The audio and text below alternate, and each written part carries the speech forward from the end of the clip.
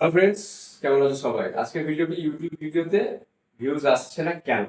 10টা পয়েন্ট আমি বলবো। টপিক ঠিক আছে তো?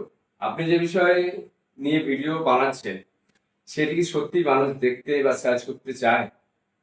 প্রথম 5 সেকেন্ডে দুর্বল ভিডিও শুরুতে যদি দর্শকের অ্যাটেনশন না ধরতে পারে তাহলে তারা ভিডিও ছেড়ে চলে যাবে। দ্বিতীয়ত, টাইটেল আকর্ষণীয় নয়। টাইটেল দেখে দর্শকের মনে যদি কিউরিওসিটি না তৈরি হয় তাহলে ক্লিক কম আসবে। 4 নম্বর, থাম্বনেল দুর্বল। থাম্বনেল হলো আপনার ভিডিওর প্রথম ইমপ্রেশন। যদি টেক্সট না ক্লিয়ার ও অ্যাটেনশন গ্র্যাবিং থাম্বনেল তৈরি করুন। 5 নম্বর হলো ভিডিওতে ভ্যালু কম। শুধু কথা বললে হবে না, দর্শক ভিডিওতে দেখে কি শিখবে, কি বেনিফিট পাবে সেটা পরিষ্কার করতে হবে।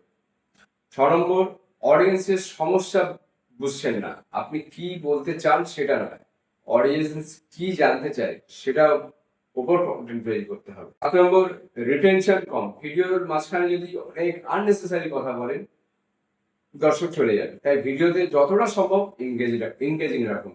8 নম্বর, নিয়মিত কন্টেন্ট নেই। একটা ভিডিও আপলোড করে অনেক সপ্তাহ পর আপনি চ্যানেলটাকে অপেক্ষা করছেন, চ্যানেলটা গ্রো করা কঠিন হতে পারে। কনসিস্টেন্সি গুরুত্বপূর্ণ। 9 নম্বর, অ্যানালিটিক্স দেখছেন না। কোন ভিডিওতে basically watch time and retention হচ্ছে, ইউটিউব অ্যানালিটিক্স দেখে সেটা দেখুন, সেই অনুযায়ী পরের কন্টেন্ট তৈরি করুন।